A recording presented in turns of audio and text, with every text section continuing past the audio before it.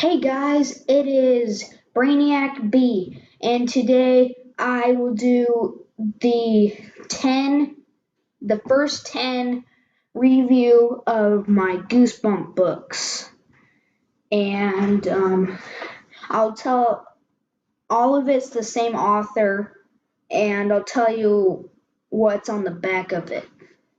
So let's get started. The first book of the Goosebumps series is Welcome to Dead House. All of these are written by R.L. Stine. Welcome to Dead House. Amanda and Josh think the old house that they have just moved into is weird, spooky, possibly haunted, and the town of Dark Falls is pretty strange too. But their parents don't believe them. You'll get used to it, they say. Going out makes some new friends, so Amanda and Josh do.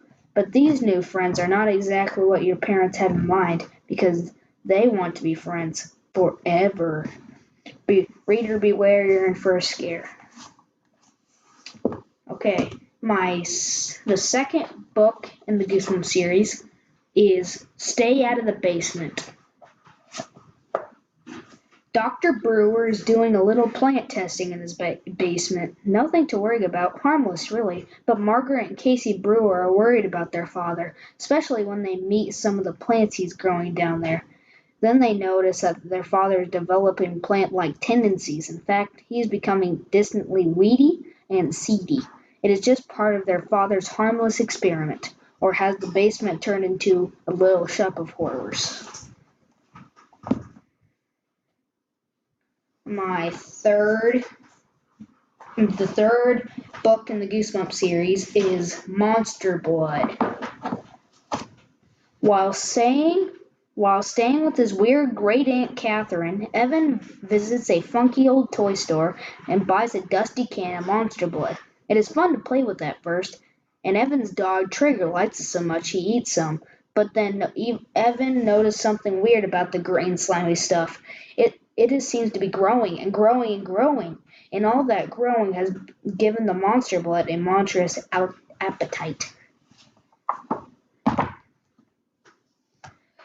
The fourth Goosebump book in the Goosebump series is Say Cheese and Die.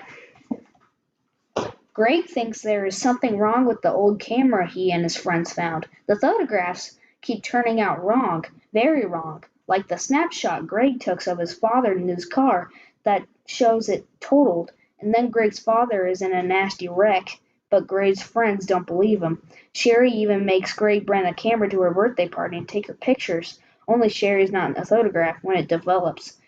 Is Sherry about to be taken out of the picture permanently? Who is going to take the next fall for the evil camera? The fifth Goosebump book in the Goosebump series is The Curse of the Mummy's Tomb. Gabe just got lost in a pyramid. One minute, his crazy cousin Sari was right ahead of him in the pyramid tunnel. The next minute, she disappeared. But Gabe isn't alone. Someone else is in the pyramid. To someone or something. Gabe doesn't believe in the curse of the mummy's tomb, but that doesn't mean that the curse isn't real, does it? The sixth Goosebump book in the Goosebump series is Let's Get Invisible. On Max's birthday, he finds a sort of magic mirror in the attic. It can make him become invisible. So Max and his friends start playing Now You See Me, Now You Don't, until Max realizes that he's losing control, staying invisible a little too long, having a harder and harder time coming back. Getting invisible is turning into a very dangerous game. The next time Max gets invisible, will it be forever? The seventh book in the Goosebumps series is Night of the Living Dummy. Lindy names the ventriloquist dummy she finds Slappy. Slappy is the kind of ugly, but he's a lot of fun. Lindy's having a great time learning to make Slappy move and talk, but Chris is jealous of all the attention her sister is getting. It's no fair. Why does Lindy always have all the luck? Chris decides to get a dummy of her own. She'll show Chris. Then weird things begin to happen. Nasty things, evil things. No way a dummy can be causing all the trouble. Or is there?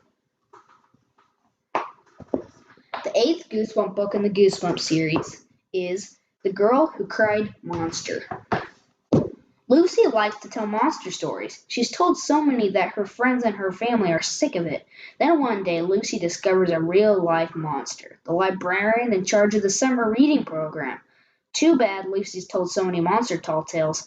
Too bad no one believes a word she says. Too bad the monsters know she is, and she's coming after her next. The 9th book in the Goosebumps series is Welcome to Camp Nightmare. The food isn't great, the counselors are a little strange, and the camp director, Uncle Al, seems sort of demented. Okay, so Billy can handle all that, but then his fellow campers start to disappear. What's going on? Why won't his parents answer his letters? What's lurking there after dark? Camp Night Moon is turning into Camp Nightmare. For real, and Billy might be next. The 10th book in the Goosebumps series is The Ghost Next Door. Hannah's neighbor has just gotten a little weird ever since that boy moved into next door. But when did he move in? Wasn't the house empty when Hannah went to sleep the night before? Why does it still look so deserted? She's not getting any answers from her new neighbor. He just keeps disappearing in the oddest ways, and he's so pale. Is Hannah being haunted by the ghost next door? And guys, all these Goosebump books are thrillers, and they're pretty awesome to read.